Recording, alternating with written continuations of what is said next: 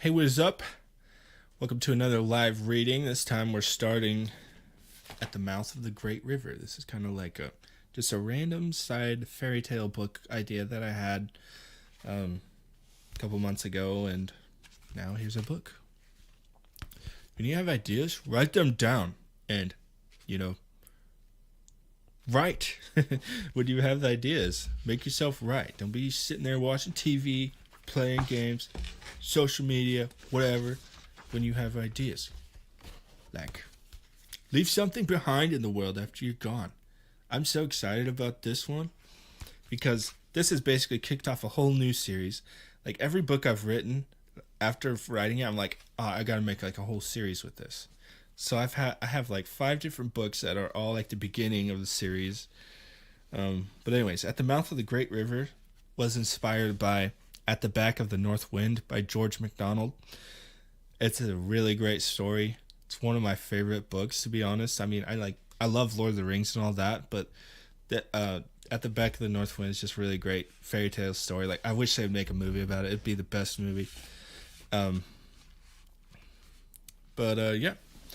So I had this idea after hearing that book, and well, I wanted to make something with it. So this is it's not as like epic and otherworldly as like the storming of hell. Like, it's not in like another world. It's like still kind of like on Earth. Like, there is the fairyland aspect. But yeah. So I mean, it's still like they go to another world, you know.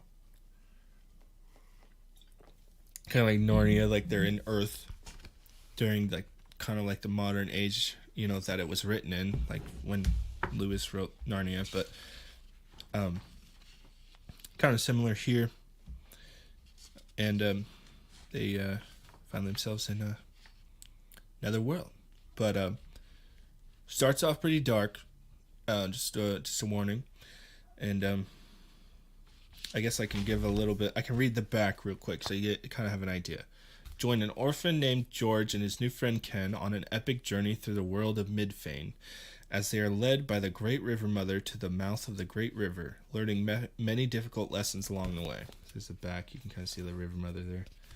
And they go to this epic place, like at the top of the mountains, the Great River mouth or whatever. Anyways, let's get into it. It does start off pretty dark. Chapter 1, The Djinn in the Bottle. And I feel like I need to explain this to people who don't know. The Djinn, spelled Djinn, is just another word for genie. So, yep. Alright.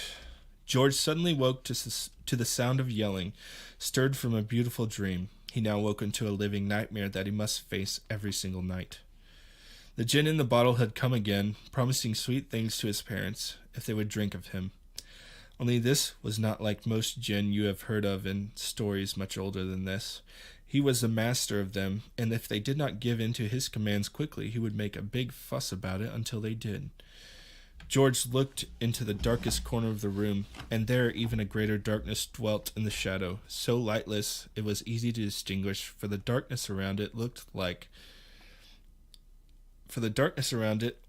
light when compared to its evil. The Djinn laughed. Ha ha ha. Soon I will come to collect my payment for the last time. If you have any last words to say to your parents, I suggest you say them soon.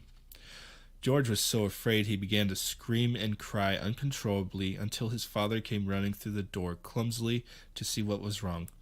His father, though intoxicated, held George tightly and apologized, promising that this would never happen again. An apology that became vain and meaningless to George through repetition, but was of no less weight to his father than the first time he said it. The next night it happened again, but it was even more terrible than the last night. For amongst the shouting, a gunshot went off. There was a scream from his mother, and another gunshot.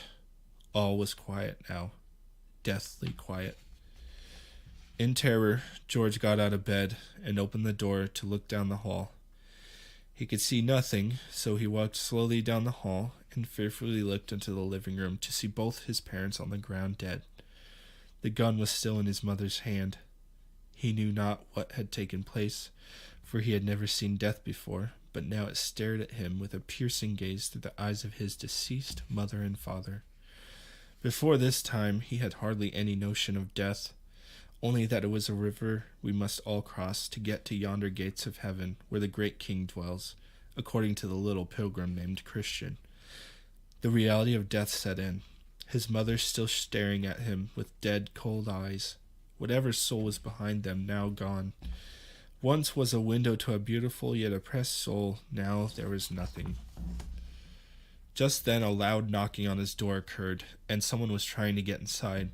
He heard muffled shouting on the other side. Suddenly the door was knocked open, and Sheriff Andy ran in with a gun in hand. He saw George, and then saw his parents dead. "Oh, please, Sheriff, put that terrible thing away. Can't you see what it's done to my parents?" asked George. He ran to George, holstering his pistol, to check on the parents and see if they were still alive. "What happened here, George?" Andy asked, for he knew him and had visited many times on account of the many complaints neighbors made because of the nightly shouting. "They were shouting and fighting as usual till I heard a loud noise. Then I heard my mother scream. Then I heard that terrible sound again, and it was quiet.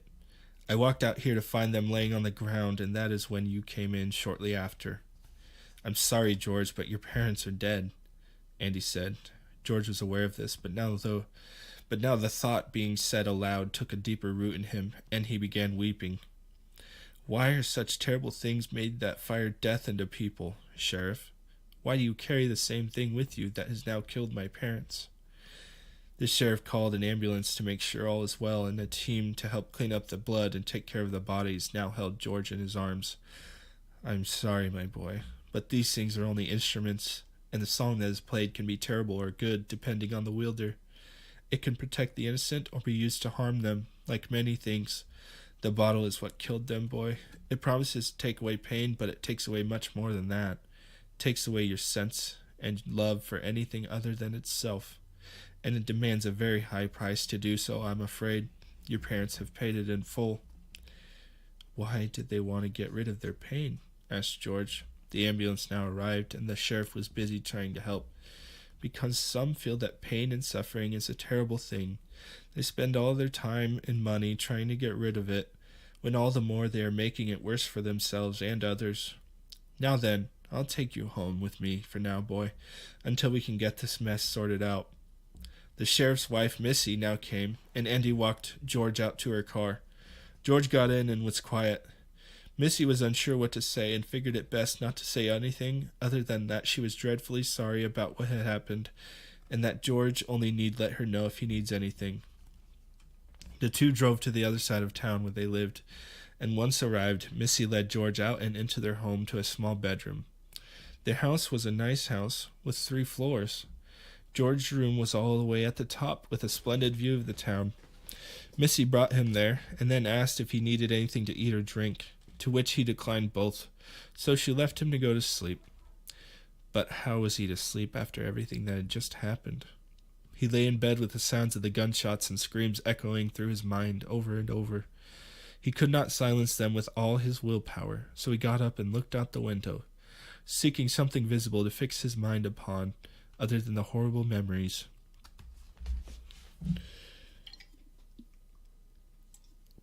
I warned you. It's hard not to get teary-eyed when I read that. I don't know where it came from, but that's just where I started the book. Oh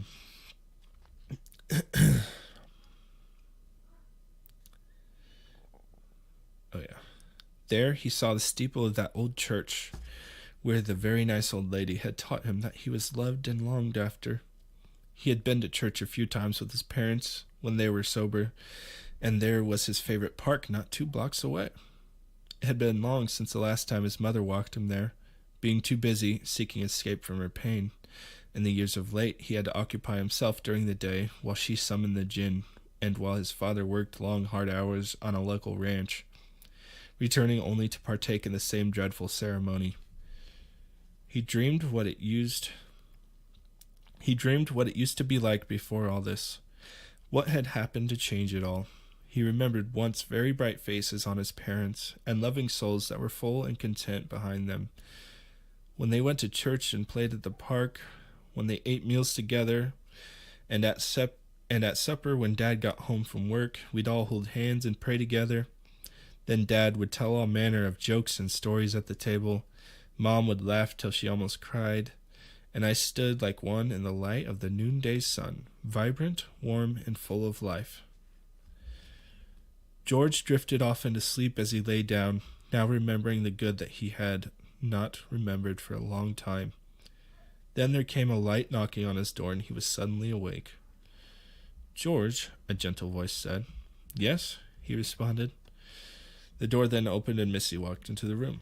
"We've made all the arrangements for your parents' funeral. We will be going there soon. I used to have a young boy once. He's grown now, but here are some of his old clothes. They should fit you well enough for the funeral. Go ahead and put them on, and come downstairs when you're ready, and we'll have breakfast." So he put them on, and he didn't know very well how to make himself look nice, so Missy had made a few adjustments here and there when he came down for breakfast. Now he sat down at the table with Sheriff, who was drinking a cup of coffee and reading the paper.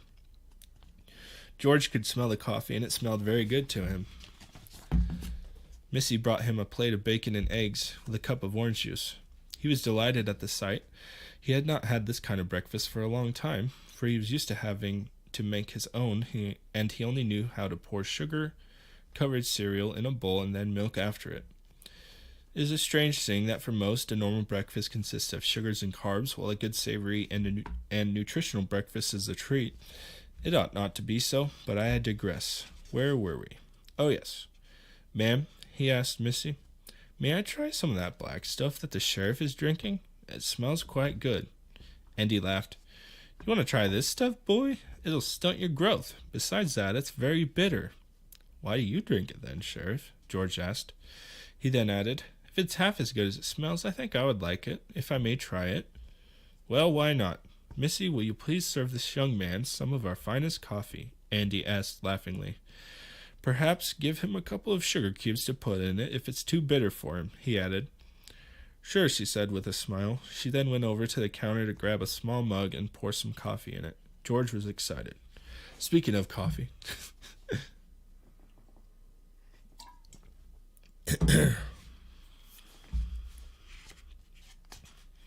"Here you go, George. Now mind yourself. It's quite hot." "Yes, ma'am, thank you," he said as he blew on it slowly. He took a sip, and it was still quite hot. He jumped back a little. Andy, peeking over the newspaper, was curious why the boy wanted to try it so badly, but watched still in anticipation of his reaction. Finally, George took another sip, and it was very bitter indeed. Why did it smell so good then? He wondered. But not wanting to seem impolite, for he had insisted upon trying it, he kept sipping. The taste was growing on him, but he then decided to add a couple of sugar cubes and then tasted. It was 10 times better that time. "Wow, this is really good," he finally said. The couple now questioned their actions, for they were going to a funeral where they would have to sit still for a while. George then asked, "Sheriff, am I going to stay with you and Missy forever?" "I don't have any family that I can think of." The sheriff smiled and said, "We're not sure about your family either, son. You may be here a couple more days, but not forever, I'm afraid." "But if I have no family, who will take care of me?" he asked. The sheriff, trying to deal with the conversation as prudent as he can, said, "Well, boy, we'll take care of you till we find someone who will. How does that sound?" "That sounds good, Sheriff, as long as I can have coffee every morning like you." "Why, sure you can, son, if you enjoy it. Why, you'll come to love it, especially when you get older. But we'll have to switch to that decaf stuff you drink, Missy," he said whisperingly to his wife as she passed. Now the three sat in conversation for a little while longer, till the time came for them to leave for the funeral. There were not many people there, a few work friends of his father and some of his mother's friends. There were no children, so he felt quite lonely for that reason. As there was none to pay for the funeral or the gravestones, the sheriff and his wife had paid for very small ones in a place in the local cemetery. It was a long and tiresome funeral, but not as long as most, for there were not many to speak at the site where they would be buried. It was the gloomiest funeral, even for funerals. There was no celebration of a life lived well, and there was no one to grieve with George, neither a brother or sister. The interactions George had with Andy and Missy were the most he'd had in years, it felt like. He stayed with them for a few more days, until it was concluded that he had no legal guardians. Chapter 2. Out in the Country.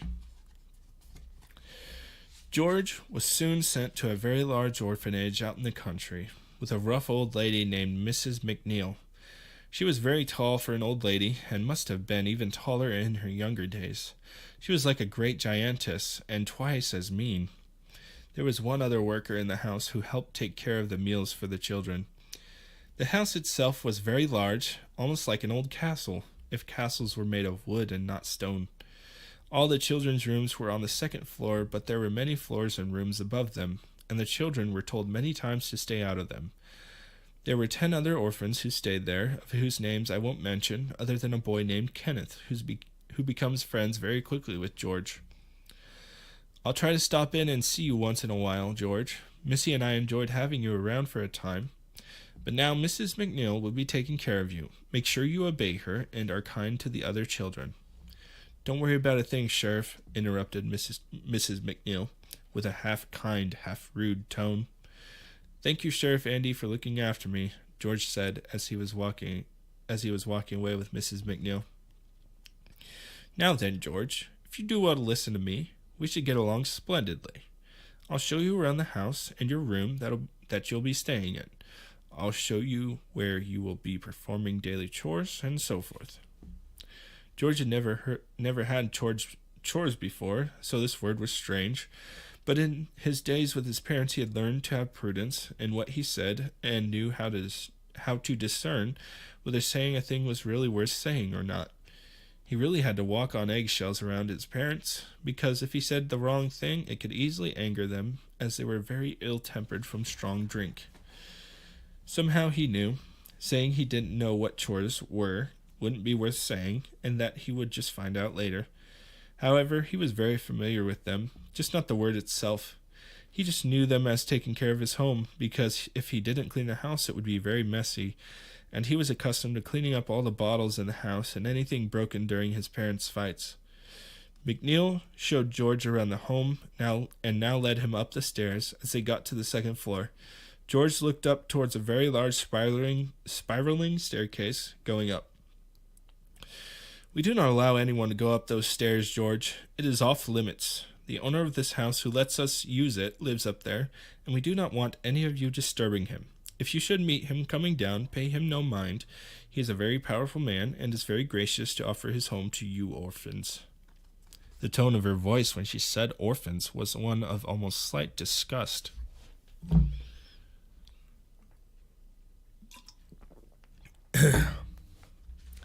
Now they walked down the hall to a small room at the very end. Walking into it to see a young boy about the same age as George sitting on the top bunk reading. "George, this is Kenneth. He'll be your roommate. Kenneth, this is George. His parents were drunks and killed themselves. Now he is staying here." The tone in which she said this of George's parents was quite rude to him. Shouldn't adults know how much more important prudence was than children? Though they did much wrong, he still loved them very much, and would give anything to feel their arms around him one last time. It is a strange thing that many people who lay their hand to the bottle are so scorned and hated, when greater evils lay behind such eyes as Mrs. McNeil, who loved not their fellow man, and though knew the difference between right and wrong, still did wrong.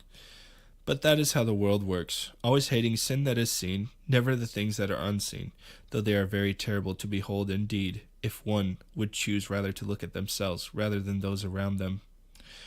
Kenneth, having perceived the absolute shrewdness of Mrs. McNeil, tried to ignore it, and with a smile hopped down from the top bunk and reached his hand out to George. "Good day, George. It is great to meet you." "You as well," George responded. "Well, boys, I must see to other things that are needing done. Kenneth, if George has any questions, please answer them as well as you can." "I will, ma'am," replied Kenneth. Well, George, seeing as you're new, I wanted to offer you the top bunk if you would like it. Sure, Kenneth. Thanks, said George. And by the way, you can call me Ken for short, but try not to when you're around Mrs. McGrumpy. She doesn't like it for some reason. Okay, I'll try to remember that. So what do you do for fun around here? Asked George. Well, we haven't much time for fun with all our chores, but I like to play outside near the river. I also do a little fishing, if it's not raining. I'll sit here and read my book if it is. I hardly get times to do that anymore, because I have to help in the kitchen with Miss Martha the cook. But it beats having to clean the floors, or dust the walls and everything else. I did have more free time when I did those things, though. Mrs. McNeil says it's the way of things, that when kids grow older, they take more responsibility and less time for themselves, until they become adults who work all day, come home, and do it over and over again. That is why I can't understand the adults who do not seek to do something they love and are passionate about for a living. That seems like the best way to get on through life. Most of them choose their work based on the money they make, and end up so depressed and hateful of their own lives that they turn to summoning the gin in the bottle to help them. Seems to me that no amount of gold is worth a life lived well and fulfilled. Mrs. McNeil was very right in saying, as one gets older, they have more responsibility, perhaps for a time, but then one leaves his home, and if he does not give himself more responsibility, he will only have as much as he must, and no more. What Mrs. McNeil managed to miss, as many do nowadays, is doing work you are appointed to do. We are all appointed for a certain work. As that old book says, we are God's handiwork, created in Christ to do good works which God prepared in advance for us to do. Only each individual can know what that is, and unfortunately, those who are nearest to the mark in doing the work that was prepared for him to do are the ones who are terribly scorned by those hateful things that are called lukewarm Christians, who follow at a distance and only serve their master when it's convenient. They are not as they ought, choosing rather worldly safety and security than reckless trust and childlike faith in their Father, which absolutely secures them, though they do not know it. But Ken and George would soon learn this on their own. Though only children, they were capable of perceiving much more than what they saw on the surface, and were able to understand. That is, to know something without being told it, a thing that only comes when one does not look at something already with his own mind or another's mind, but rather seeks to know the mind that is behind that which he is looking at. So what are my chores? Asked George. I'm not sure, replied Ken. I'm guessing McNeil will show you about your work in the morning. But I have to get down and start preparing for supper with Miss Martha. All right, then. I'll see you at supper. George shook his new friend's hand again and watched as he left the room. Then, turning to a small bag of things, he went to unpack what little he now had. After unpacking, he sat on his bed, getting lost in deep thought. Memories coming back, all the pain, the screams, and the gunshots piercing his mind, the memory of that terrible gin now resurfaced, that terrible laugh. Was it real, or was it just a nightmare? The laugh he could not get out of his head.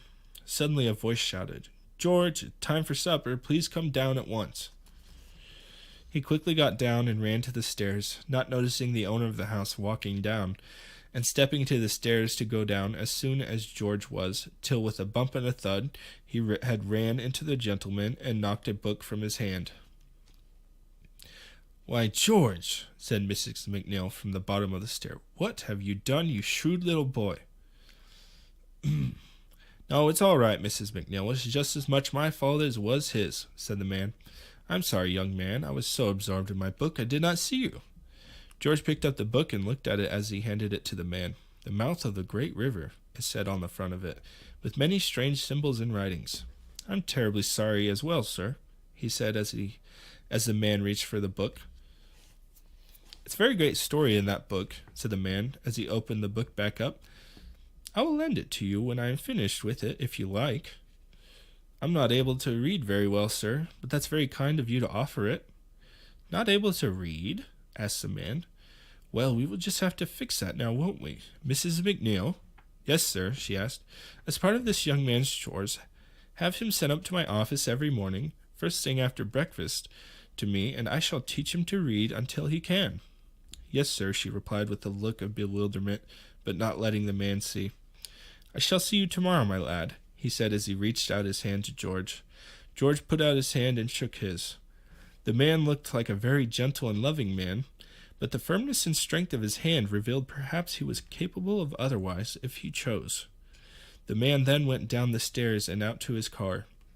George walked down and met everyone at the table who had already started eating without him. It was beef stew for supper, with a side of bread and butter. George had never tasted anything so delicious for a long time. When everyone was done, they were all required to take their plate and put them in the sink, where Kenneth was there washing all of them. George said hello as he passed by Ken, working very hard to keep up with all the dishes piling up. He said a quick, "Hi, George," and he kept working. Some nights after supper, the children were allowed an hour or so to wander about the place or outside. So all of them dispersed once they took their dishes to Ken, and most of them went outside. So George naturally followed suit, but soon the others were all gone doing their normal favorite activities, and none of them had even bothered to say hello to George or acknowledge him. So he found himself wandering about in the backyard till he spied what looked like a small path going through the trees. He found himself walking down it. It was very cool and quiet. It was a very cool and quiet evening, but not too cold. The chill of the evening air felt good in his lungs. The trees fluttering about and the rustling of the leaves along with the birds singing in the distance was all very refreshing to him. Almost a surreal calm took him, and all was well. There were no screams or faint memories of that terrible sound of a gunshot and deadly quiet after it. As he turned a small corner of the passage, he saw a long way down the hill to a valley below with a great river flowing through it. That must be where Ken would go fishing, he thought to himself.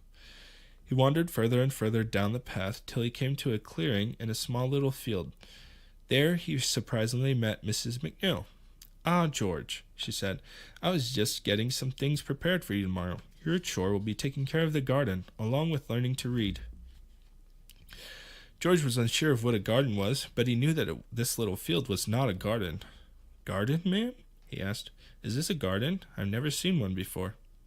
"No, it is not a garden yet, but you will be turning it into one. One who has been as idle as you should have your hand put to the plow, as they say, and we've been needing a new and bigger place for the garden, so Mr. Worthington hired men to clear all the trees here, and we will now get to work on making it a garden. There you see is a small greenhouse. Come, I'll show you. The first task you'll be doing is planting small seeds into these cups," she said as he entered the little greenhouse, to find several old wooden tables with cups of dirt and small bags of different kinds of seeds. "Now what you'll do tomorrow is plant as many of each seed as you can, but you must take care to follow the directions on the backs of the packages and label each cup with this marker the name of the plant," she said, completely forgetting that George couldn't read. "But Mrs. McNeil, I don't know how to read," George said in reply. "Oh, that's quite right," she exclaimed.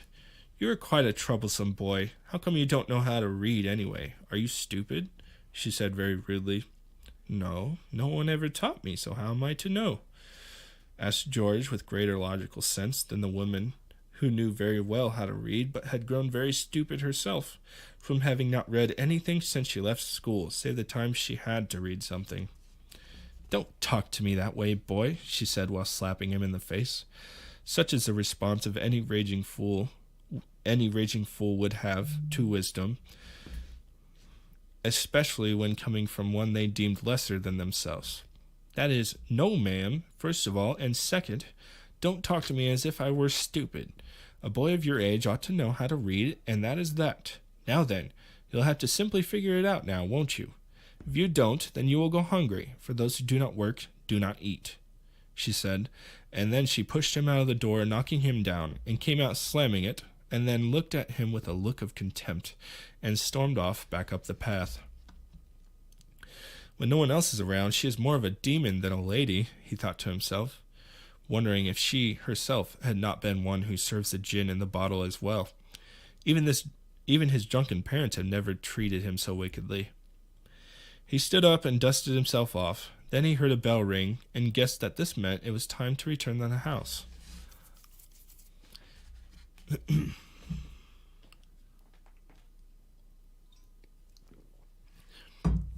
After making his way back up to the house, he entered in to find the house empty, save for Mrs. McNeil, standing there waiting for him and telling him to hurry up to bed and that he must get up and get ready for breakfast when the bell rang in the morning. He looked in the kitchen and saw Ken coming out with a tray of food he was taking to Mr. Worthington. George walked down the hall to his room at the end till suddenly all the other children opened their doors to call him names and laugh at him because his parents were drunks and killed themselves. If only his parents knew what dreadful pain and agony they left him in, and to deal with all alone. Such is the terrible agony of those one leaves behind when they take their own life, thinking themselves a burden or too heavy a burden to endure life that they selfishly put it on those they leave behind. George knew not why the other children did this. How could he help what his parents chose to do? But these children, like many adults, unfortunately, are not so forward-thinking as to go beyond what will make them feel better about themselves. Many times, by comparing themselves to others and lifting themselves up by putting others down. Soon George was in his room, and all the others were crowding around his door. They sat at the door for a long time, repeating all the names they had called him. They called him a drunk as if he had committed the sins of his parents. They said over and over, "Suicide, suicide, your parents killed themselves, you will do the same," chanting it over and over in a mocking manner, likened to the sound of demons chanting, I would guess, though I've never heard such a sound myself. But that is all I could think of to compare it to. Soon Mrs. McNeil came storming up the stairs, yelling at all of them to go to bed. Finally it was quiet. Then Ken came in a little afterward and slowly changed and got into bed.